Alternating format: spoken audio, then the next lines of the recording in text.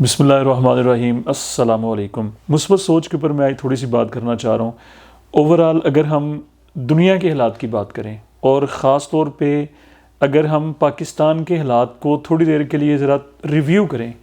ایک عام آدمی کو زندگی بسر کرنے کے لیے کتنی سخت مشکلات،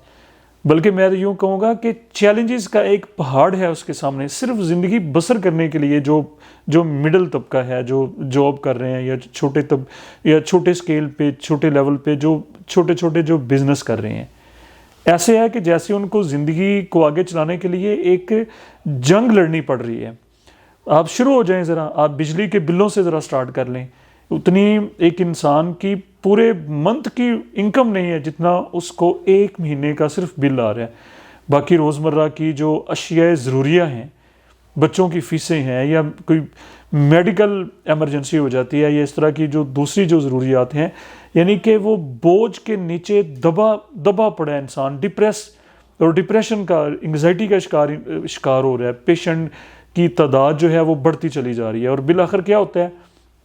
کہ انسان ان تمام حالات کی وجہ سے، ان تمام جو مشکلات کی وجہ سے وہ تھک ہار جاتا ہے، اور وہ تھک ہار کے، یعنی کہ کہنے کا مقصد یہ ہے کہ وہ دلی طور پہ اپنی شکست تسلیم کر لیتا ہے، وہ شکست خوردہ ہو جاتا ہے، اور پھر وہ منفی سوچوں میں گم ہو جاتا ہے، اس کے اوپر غلبہ ہو جاتا ہے منفی سوچوں کا کہ اب کچھ نہیں ہونے والا، کچھ نہیں ہوگا، کوئی راستہ نہیں ہے، کوئی اپرچونٹی نہیں ہے، میرا کچھ نہیں ہو سکتا، میں بزنس نہیں کر سکتا، میری قسمت خراب، وغیرہ وغیرہ۔ یہ جملے پھر اس کے ذہن میں ایک مشین لگ جاتی ہے جو صبح و شام ہر وقت اس کے ذہن میں وہ پروڈیوس ہوتی رہتی ہے۔ اب سب سے اہم بات کہ ان سوچوں سے باہر کیسے آیا جائے، مثبت سوچ کیسے ہمارے اندر پیدا ہونا شروع ہو جائے، یہ ایک بہت بڑا مسئلہ ہے۔ تو سن لیں ذرا اس کو دھیان سے کہ مثبت سوچ کا سب سے بڑا ذریعہ، یعنی کہ اس کے علاوہ اور کوئی راستہ نہیں ہے، یا اس کے علاوہ ہمارے پاس اور کوئی اپرچونٹی نہیں ہے کہ مثبت سوچ ہمارے اندر پیدا ہونا شروع ہو جائے، وہ یہ ہے کہ اپنے آپ کو مشکلات سمیت، مسائل سمیت، چیلنجز سمیت، آپ نے نہ چیلنجز کو کسی سائڈ پہ کرنا ہے، نہ اپنی مشکلات کو کرنا ہے، خود کو اللہ تعالیٰ کے سپرد کر دیں۔ اور پھر کسی اللہ والے نے بڑی ایک خوبصورت بات کی ہے کہ آپ اپنے آپ کو ذرا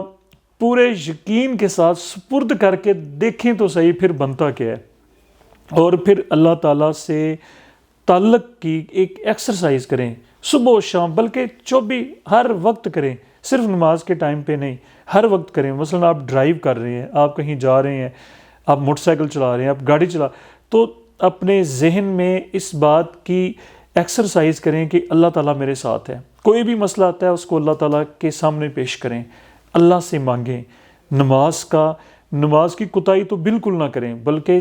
نماز کے علاوہ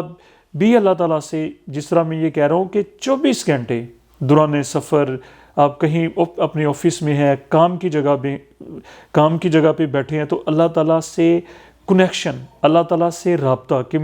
اتنا قوی یقین کہ اللہ تعالیٰ مجھے سن رہا ہے۔ اللہ سے جس طرح سے انسان باتیں کرتا ہے، اس سے بڑا کوئی دوست نہیں، اس سے بڑا کوئی خیر خواہ نہیں۔ ایک لمحے کے لیے جب انسان سوچتا ہے کہ ہمارے جو پیرنٹس ہیں وہ ہم سے کتنا پیار کرتے ہیں،